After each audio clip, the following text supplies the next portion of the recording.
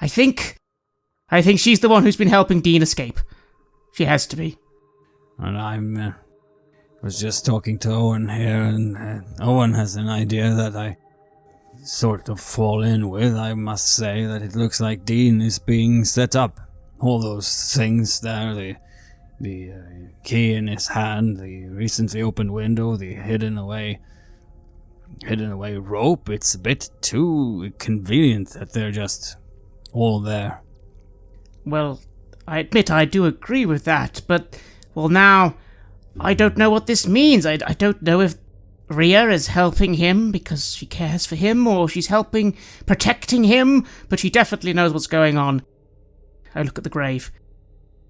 It was Dean, or someone with Dean. It has to be. Strange. Strange that she would do that. Well, I have no explanation, and I don't think we're going to get an answer unless we bloody well go with at least 10 policemen now, because I don't think they're going to let us back into that hospital anytime soon. But I heard what you were saying, Father, and I'll be honest, I agree. I think this is awful, but we need to focus on finding those children. They could still be alive.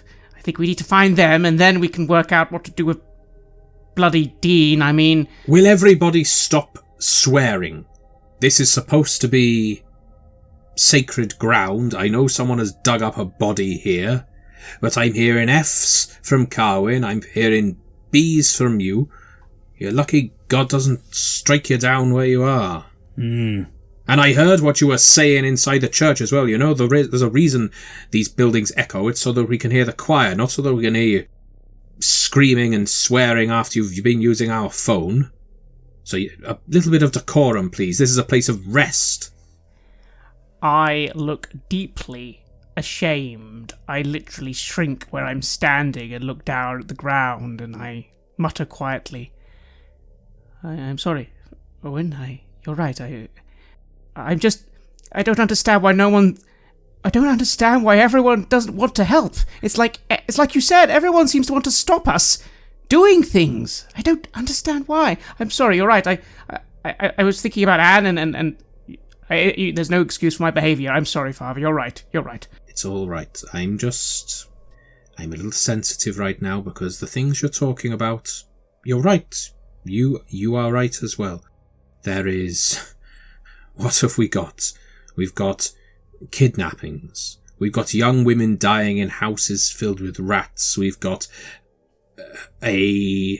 frankly, a hospital that looks like something out of a horror novel. We've got a poor shell-shocked young man who could be subject to hypnotism or something like that to make him do these things. Or, again, he's the best actor since Noel Coward. I don't know what's going on, Richard. I don't know. I don't have the answers. And right now there are too many questions. And it does seem like our community, the people we know and love, are either too scared to do anything about it or in denial about it. I don't know the reason for that either. But it means that we, being the ones who seem to be the most upset by all of this, if I dare say so, need to be the ones who do something about it. And we can't just keep reporting it to the police and hope they investigate it, because, no offence, Byrne, but the police in Halkin stink. I understand, John is no doubt grieving at this time, but he's not the only policeman here. There is an abysmal progress of investigation, I will give you that. And I do agree that it falls upon us, all of us, and I look over to Carwin, to sort this out for the good of the community. I suppose what you're saying makes a lot of sense, Reverend Owen. Sorry, I should call you Reverend. I think the father thing is from the war. Perhaps... Are you suggesting, then, that maybe we just go ourselves initially, rather than get the others to help us search the mountains? What did they call it when we were out on the fronts, Richard? A reconnaissance mission. We're the scouting party, the stalking horse, whatever you want to call us. We need to poke our heads in and see what exactly is going on. And maybe if we find something that's suitably damning, the police won't be able to say no. And if, for whatever reason, these police officers that we know and have trusted all our lives still do nothing, then we've got to go all the way down to Cardiff. And we've got to bring this up with someone further up the chain than the local constables. I reckon you might be right. And at this I kind of seem to become a little better and straighten up again. I reckon, yes, let's get some equipment and go and just do a reconnaissance mission. Exactly. We don't need to do anything crazy. We don't need to splunk into any caves, but we can get close to the mountains in the direction, trying to go from the direction of the Delby Hospital, and see if we can see those lights a little closer. Would I know anything of the local mountains, caves nearby, any kind of geological features that we might be able to put like on a map as a center point of a search? Oh, absolutely. Out of everyone here, you know that area of Hawkin the best. You wouldn't say that you're an expert, but you are very good at finding your way around the paths that are less dangerous, and the only part of this trip that you're not quite familiar with is the forest area. But everything that has to do with the mining, everything that has to do with the mountains, that is your area. That is where you can shine. So as this conversation between the rest of the group continues, I'm remaining buried in that moment. I'm certainly not coming out of this fugue state to let Reverend Owen yell at me or to be dressed down by Byrne. But when it reaches a point, it seems they're talking in circles about, well, finding the police. Well, the police won't help us. Well, we have to investigate. But to do that, we should get the police. I'm just going to stand up straight, turn back to them, and tell them about that part of the mountain range. I'm assuming those mines aren't active still? No. We don't need to go wandering off. The lights, there's old mines in those hills. You know that. I know that better than I ever wanted to now. The old coal seam, back when they thought Halkin was going to be the mining town of the future. And you'll remember, maybe you won't, the deposits petered out before any of the big money could come in. If something's hiding up in those mountains, it's either lurking in the woods by itself, or it's in one of those caves. All right, but, well, I will still suggest that we perhaps still venture back to the hospital and start our search from there, and see what is closest to it, and see if there are any traces left behind outside that window. Well, if we're going to go on a nature walk, we should be prepared, right? Byrne, you still have a service weapon, right? And it's not a service weapon so much as an old rifle, but sure. Well, there's more than monster rats and strange lights to worry about there. I have some lights and things I can grab from my house. Things left over from being in the colliery down south. Now, Reverend, first, I'm sorry about earlier, but that's not the point. Are you suggesting we pitch a tent halfway between the lights and the sanitarium and just see what happens? Well, pretty much. I mean, I know Scout myself, but it seems like it would make sense. If we're this far back, we're just going to see lights in the distance and we're not going to be able to work out where they're coming from exactly. The closer we are, the more eyes we have on that range at the same time, more likely it is we'll be able to work out where they're coming from. I agree. I have a tent. I used to camp a lot when I was younger, so I can go and get one of those, and then if we just get some basic supplies. Again, we only need to go out there for this evening. It's not like we're going to go out there for a week. Just a nice quick camping trip with the lads. Cowan, you know that this is not just an evening trip. Depending on how far you are going into the mountains, this might take an entire day. You can't really gauge where the light is coming from, but it's pretty far away. And the road up there, well, there is no road, but the path up there can be pretty dangerous.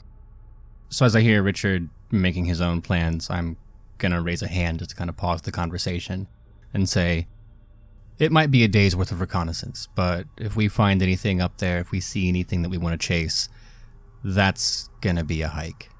It's going to be at least a day to get up to the actual face of the mountain. And that's assuming everyone is spry and healthy. We've all been in demanding situations. Let's prepare for 3 days, I would say.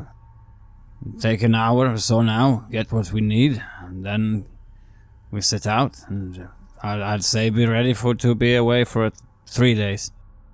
The local shop's going to be a bit surprised when we do a run on it and buy all of their long-lasting food, but I think I'm going to have to... I need to speak to Mark, see whether he's going to be happy to take care of Esther while I'm gone, if we're gone for a while. I have a few things I need sorting as well. My shoulders slump a little because, of course, it's going to be longer than a day. I'm looking in the direction of the mountains right now and calculating the distance, roughly. And even though I need to go, I don't really want to all of a sudden. I haven't even seen Rebecca for 5 seconds, and now I'm going to go off into the mountains. But I keep that to myself, and I just frown and say, yes, I'll get the tent. I have medical equipment in case we get a scratch. I suggest we don't do anything too dangerous if we can avoid it. We don't want someone to fall into a crevice or anything. That would be very, very bad. So let's just be careful. The mission is to just find the source and, well, if we can, trace a path that someone like Dean could have taken after all. Dean would have had to have gone the same way by himself and got back to the asylum, or the hospital rather, in a certain amount of time. So surely he can't have gone too far into the mountains. At least, well, not without any help. Well, you all make it back home a little earlier today than all of the previous days you've been out trying to save the children of Hawken. You had to prepare, though. And everyone who's lived in Hawken for more than a year knows that the mountainous areas of Hawken looks peaceful, but to be in them is not. Many of the families here have had grandparents, great-grandparents that have died in their mines, or died walking there, died walking home. These areas are no joke, and you all know this. You return home, and you have to prepare yourself for that mentally. Prepare yourself for going into not only this untrodden area, well, at least for the last 15 years, but also approaching a weird light that has been occurring in Hawken for a couple of weeks. Owen, how do you prepare yourself for this? And what do you bring on the trip? First thing is to stop by Mark, if he's back in the church now. Mark, I'm going to have to ask you a bloody big favour. Mark is sitting on one of the benches. Looks like he's praying. Well, he's folding his hands and looking down at them. You don't know if he's praying or he's ashamed, scared. And when you come in, he looks up with a sorrowful smile. Owen, I need to ask you something. Well, ask away. I'm going to have to ask you something. I'm aware I swore in a house of God, making me a hypocrite, but there's no time to ruminate on that right now. What is it you need to ask? Or tell me?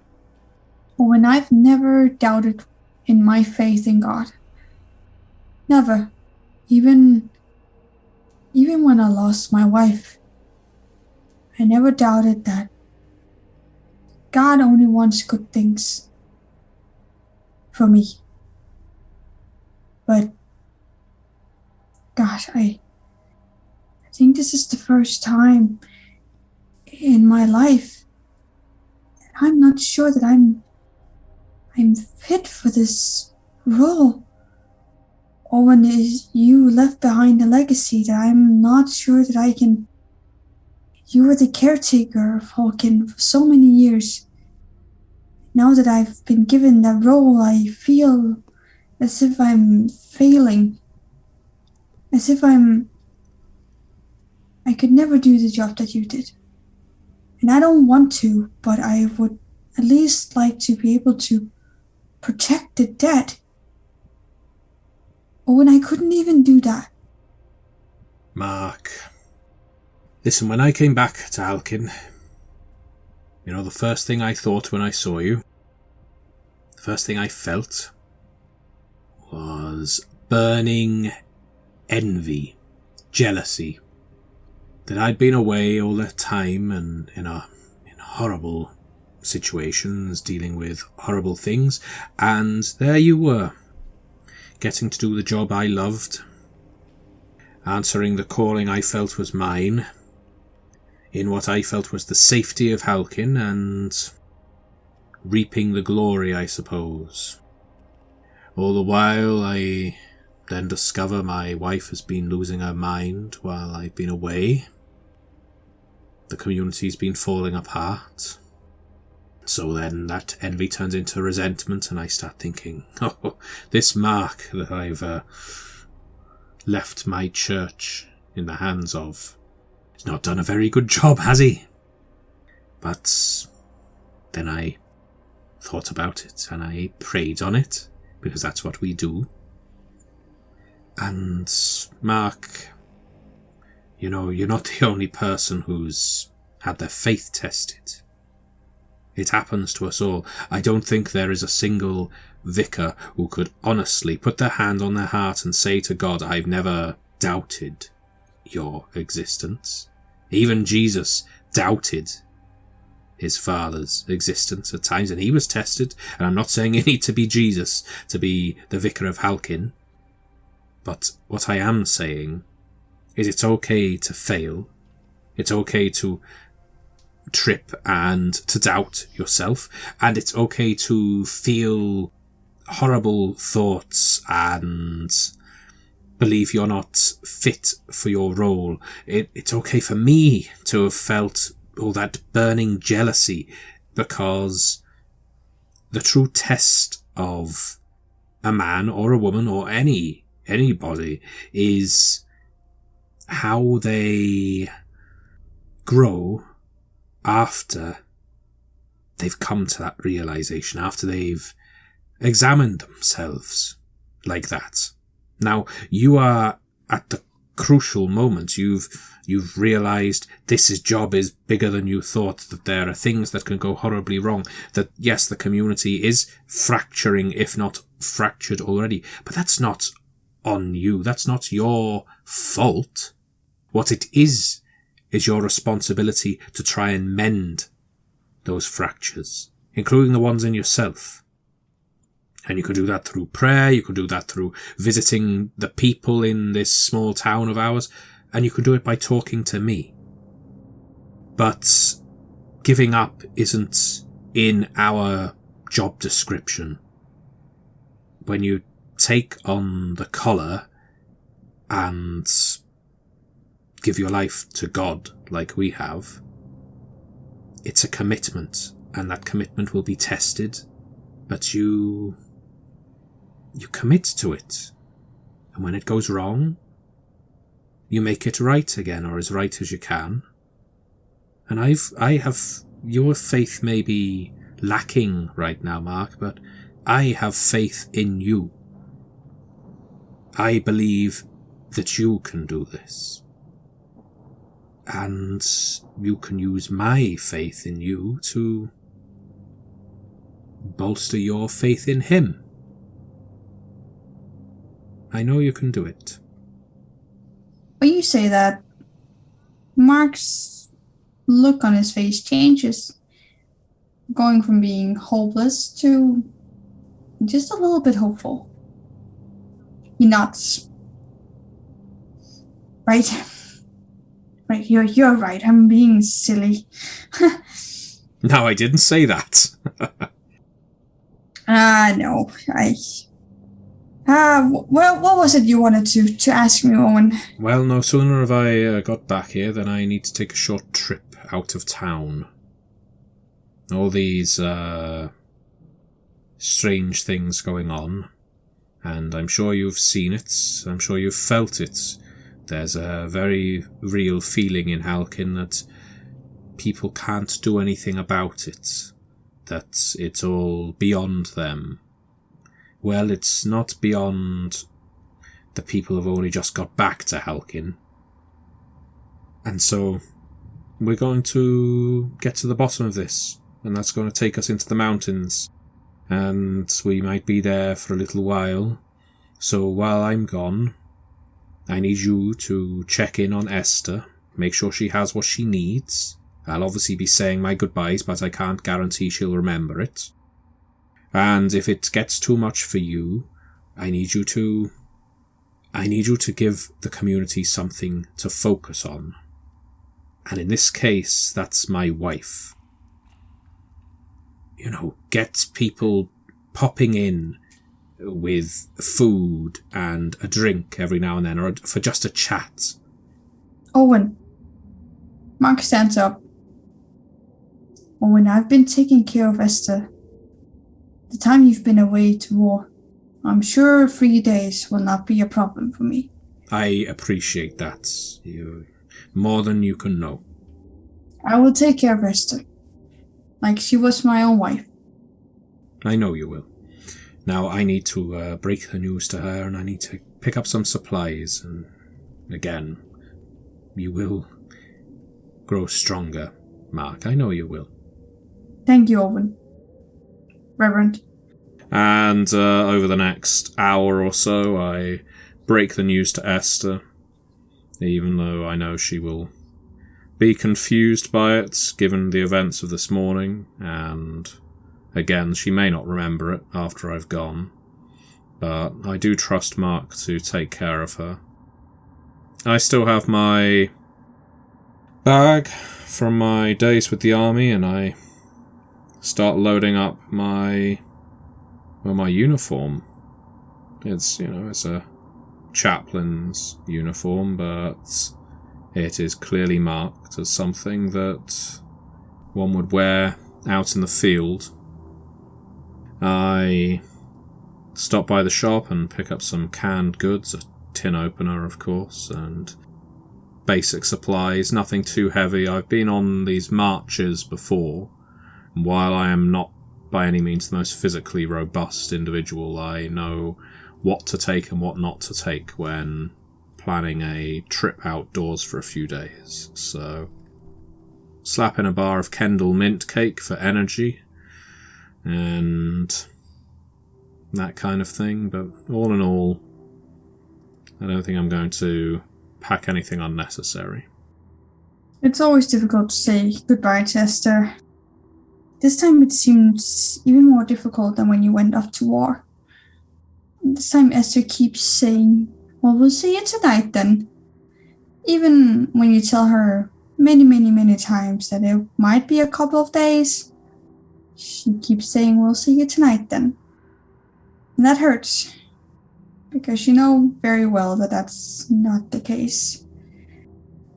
Cowan, what about you?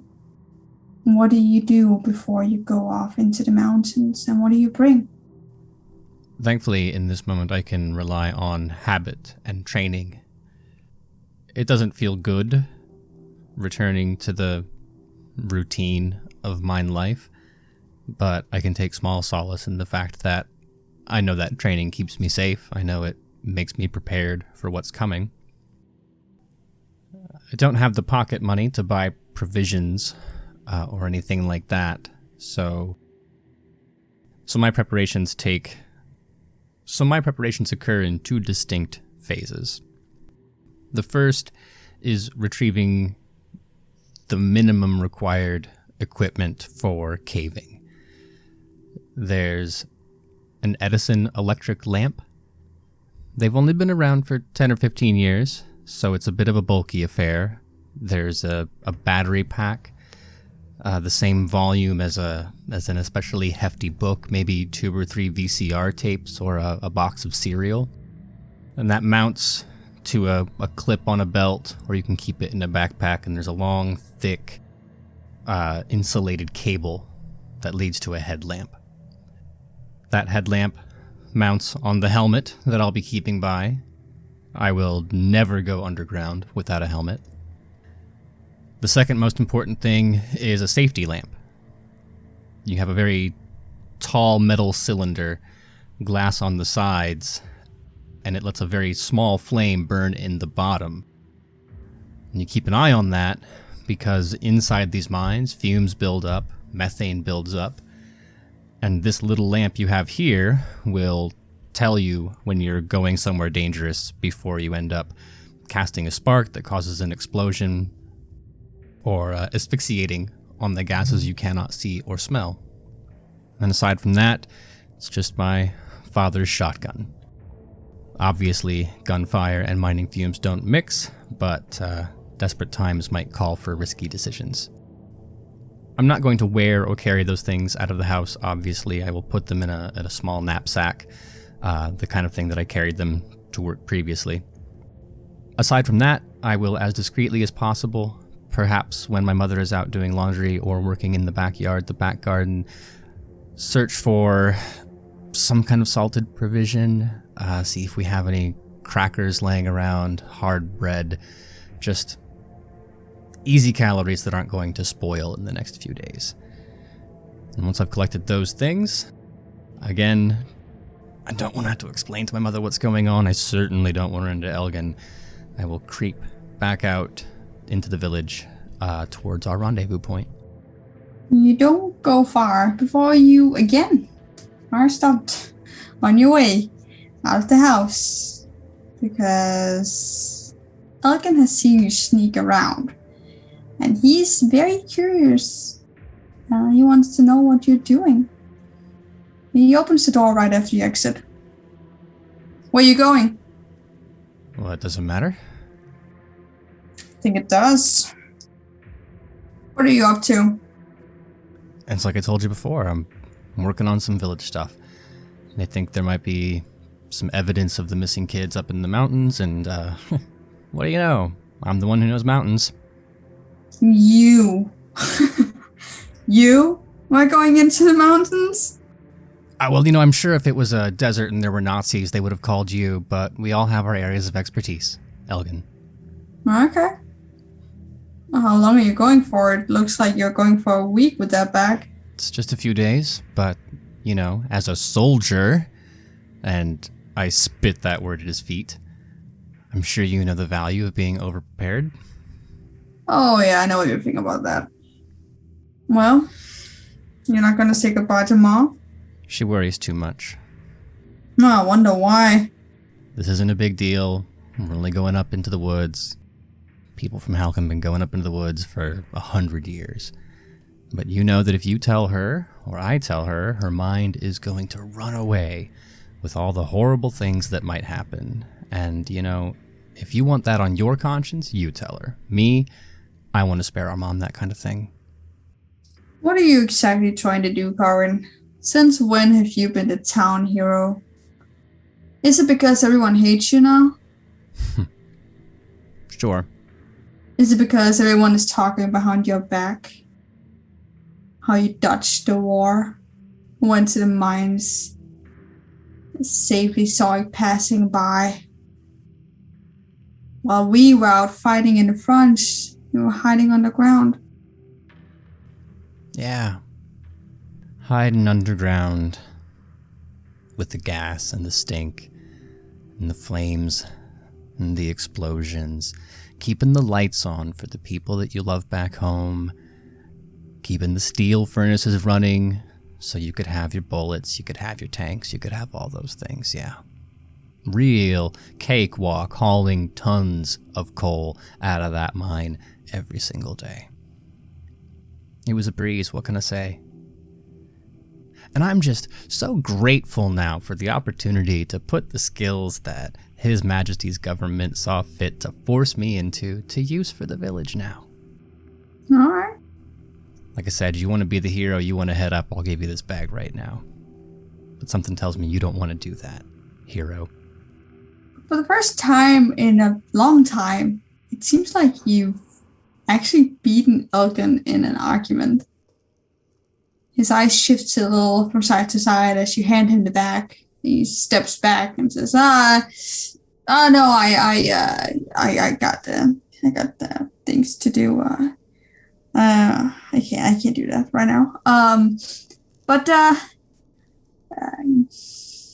try not to die out there. He grabs your shoulder. Little brother. Yeah, that's thing one on the agenda. I'm going to try not to die and then, maybe do some good on the way. But, you have fun with that thing you have to do. Yeah, it's important. It's just as important as the thing you're doing. Don't doubt it. And then I'll give him a very enthusiastic, hearty pat on the shoulder and walk on by. Burn. What about you? I feel like I'm set on a task, something important to do, and as I come home, I step inside the door, and I realize I don't really have any idea of what to do. I've not been hiking or doing these things, or been in the military for a long time. I've been starting to get quite comfortable at home. So I start sort of pottering about, and I find some tinned foods that I think might be good, and then I feel a bit lost. I feel a bit grumpy and annoyed because of Carwin chopsing at me.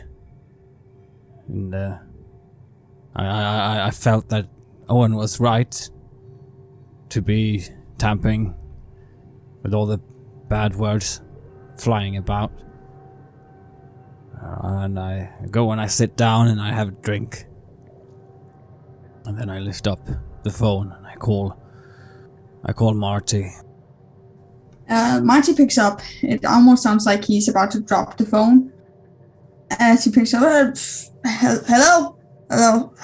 Jesus Christ, what time is it? Marty, are you still in bed? Who is it? It's Bern. Do you recognize my voice? Sorry. I'm still in bed. That answer depends on who calls me. Yeah. Thank you for the other night. That was lovely.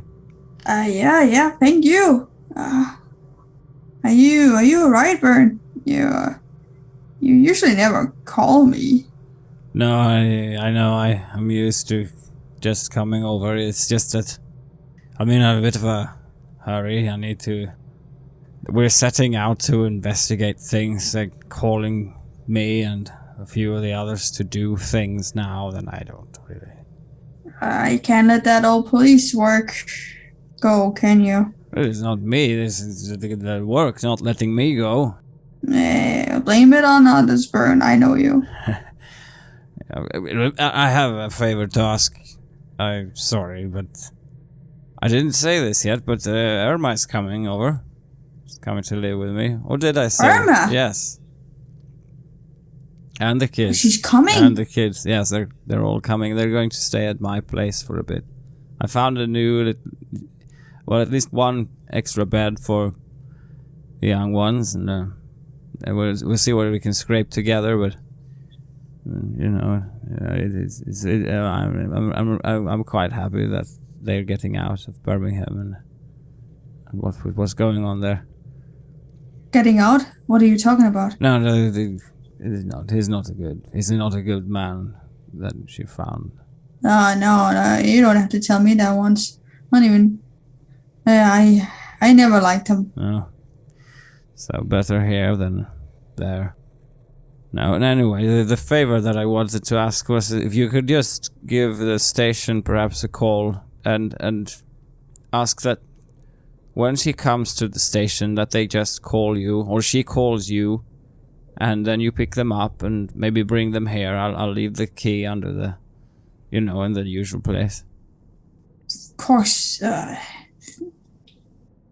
Bern. I see her as my own kid. I would do anything for her. Or she'll be happy to see you. I hope so. She would be one of the few. But how are you, Marty? I never really. I feel like I never really checked in on you. Are you all right, bud? Still breathing. I'm doing good. I'm happy to hear that Irma is coming and never had a kid of my own. She's always brought the sunshine to Hawken.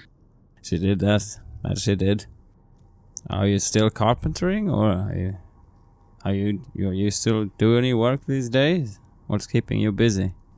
With the old hands and all that, it's difficult to do anything practical other than drink. When he mentions the old hands, my eyes drift up to my dad's boxing gloves up on the wall. We should have a friendly match. We should, No, one of these days. One of these days. Ben, why are you not here to to welcome Irma? It would seem like the most important thing, wouldn't it? Well, Vera, did you hear about the children that had been taken? John's children? Well, how could I not? Well, we've been asking about. It's been me and Owen, the youngsters, Carwin and Richard. Carwin was chopsing at me today. Would you believe it? No. Carwin, yeah. that quiet kid. The quiet kid, yeah. Used the F word at me. Maybe he's growing a pair. There's all kinds of strange things are happening. I don't know if you've seen something yourself.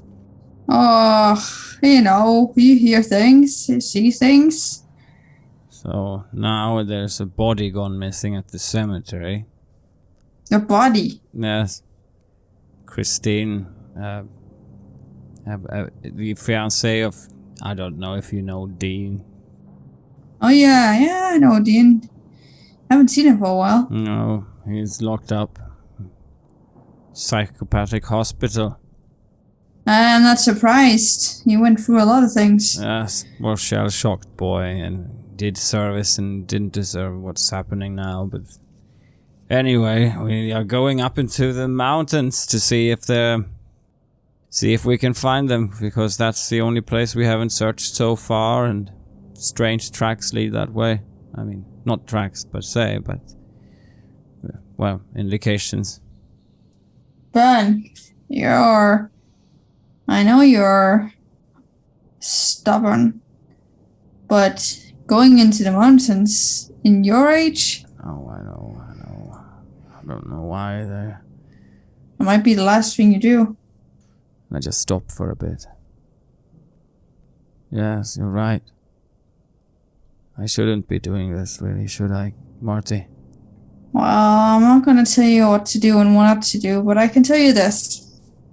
If you never show your face in Hawken again, or if your body ends up somewhere within the mountains or in a mine, I'm going to take care of Irma and the kids. You can count on that. That's... Thank you, Marty. Thank you.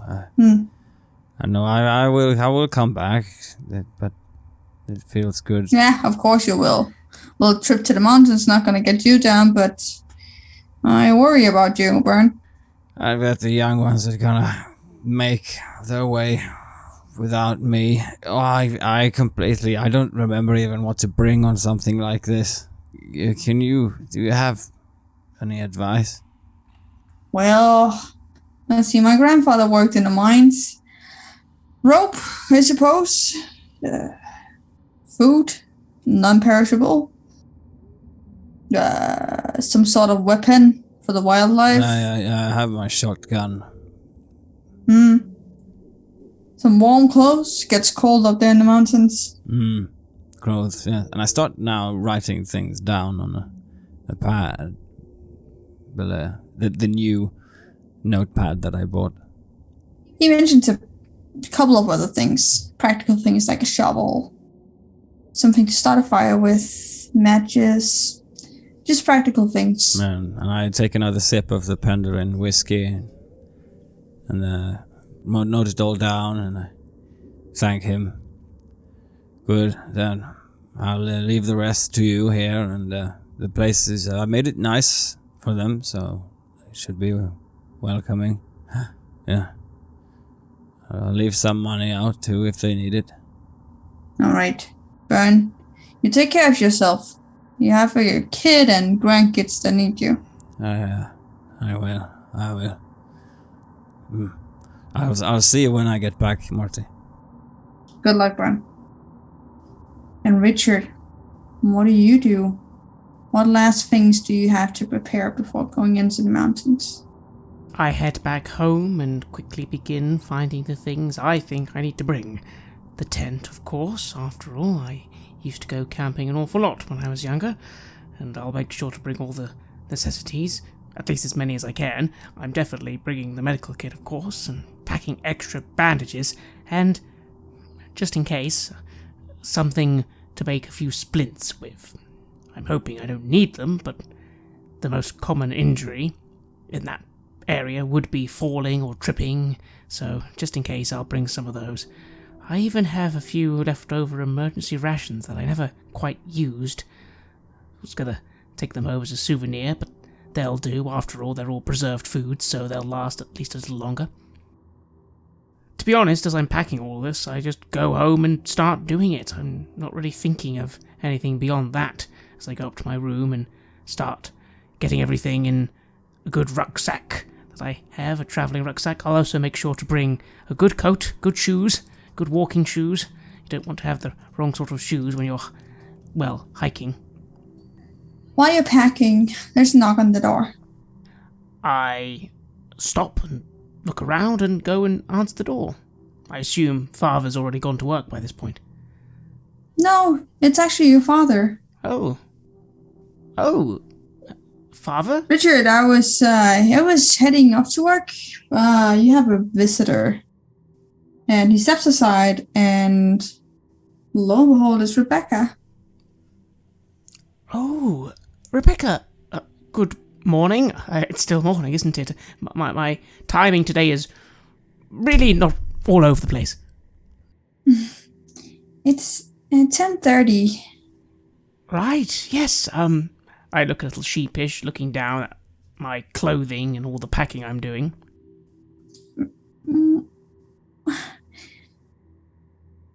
Rebecca steps into the room, and your father closes the door behind the two of you. She looks a little around the room. It's been a long time since I was last here, Richard. Yes. Literally years, I suppose. Yeah. Richard, are you okay? You've not come to see me in a while. Since the party, actually. Well, I suppose not. No, if I'm honest, I've just been caught up in all this awfulness, and I haven't really had time to come and see you. I'm sorry. Everything seems to be getting more and more strange, and I'm kind of needed to help. It's about the missing children. Oh, I see. Well, I understand. She looks a little to the ground. You can tell that she's bothered or sad.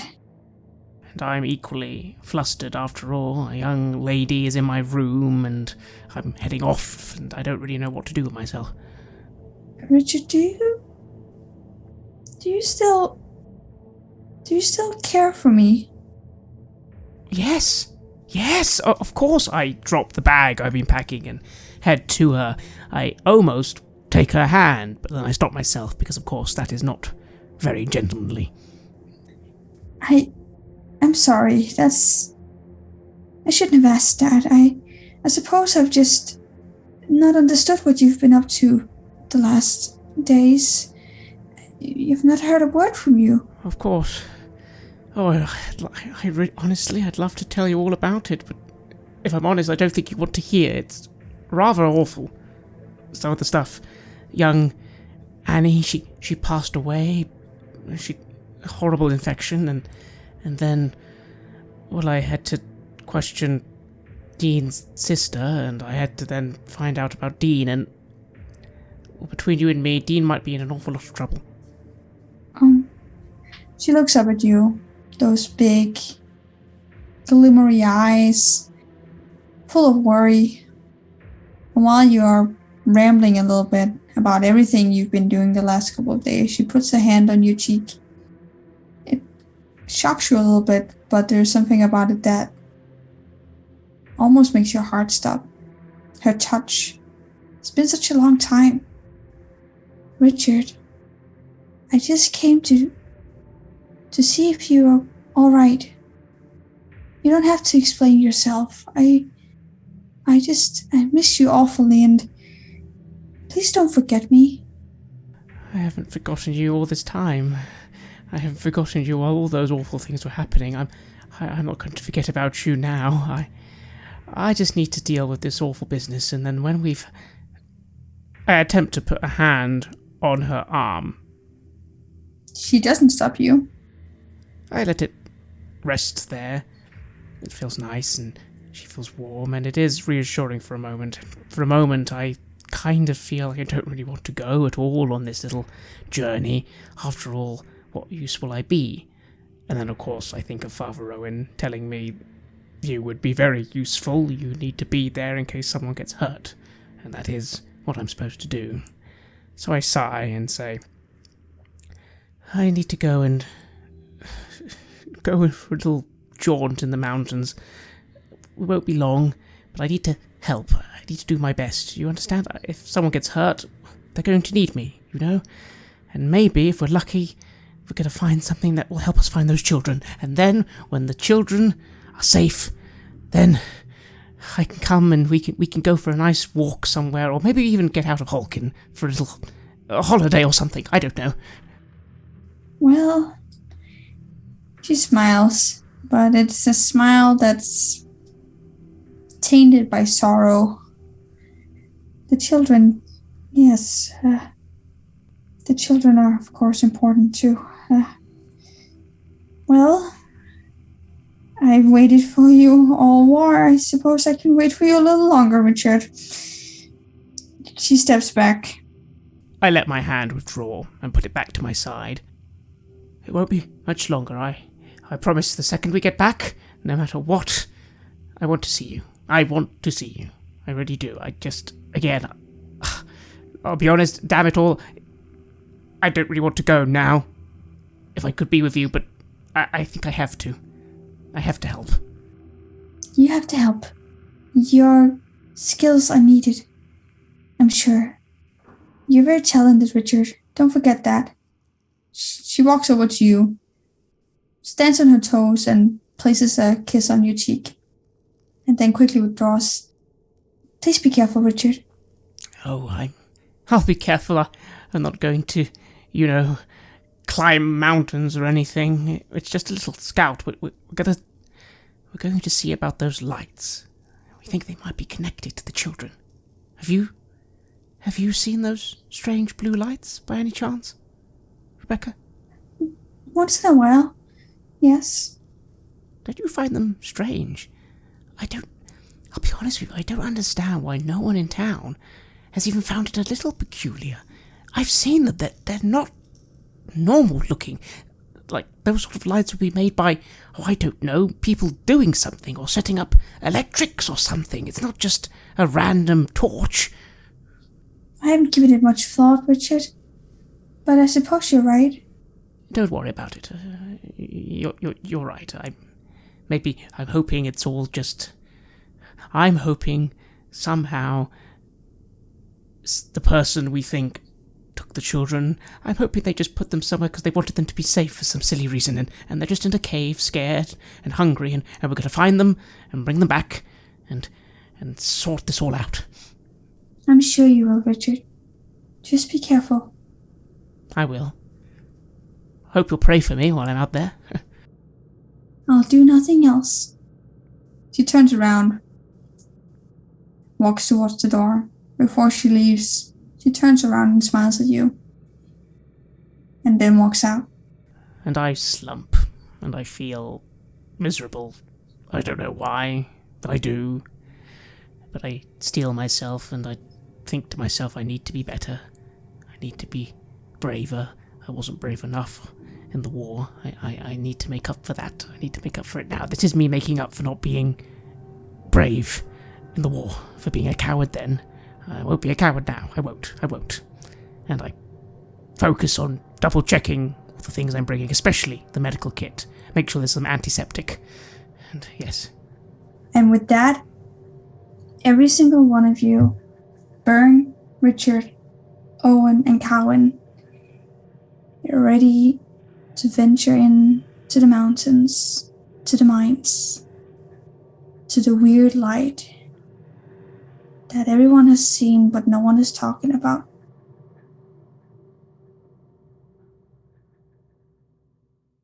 You have listened to an episode of Red Moon Role Playing, where we play the campaign The Whispers of the Mountains for Call of Cthulhu 7th edition. The Whispers of the Mountains was written by Clara Herbal, who was also our keeper. We were joined by Aaron Hammonds from Queen's Court Games and our dear friend Matthew Dawkins. The music is from the Cthulhu, Nyarlathotep, Jog-Sothoth, Shub-Niggurath, and Asathoth compilations by our friends at Cryochamber and the Paleo Wolf album Genesis. Check them all out at cryochamber.bandcamp.com or their YouTube channel for more music for your gaming table. We would like to give massive thanks to our champions of the Red Moon: Martin Heuschober, Nastasia Raulerson, Simon Cooper, David, Julia, Camilla, Ludwig Manford, Bob Lange, Julián, and Cameron for their generous support. And we would of course also like to thank all of our other patrons. Without your support, the show would not be possible. If you want to support our work, please check us out on Patreon. You can get access to bonus campaigns for Cult of the Lost and Coriolis there, as well as get early and raw access to all of our recordings. You can also hear your name read on the show as a champion of the Red Moon. Most importantly, that support is what keeps the show going, so do check us out there. Thank you again for listening. And remember, that is not dead which can eternal lie, and with strange eons, even death may die.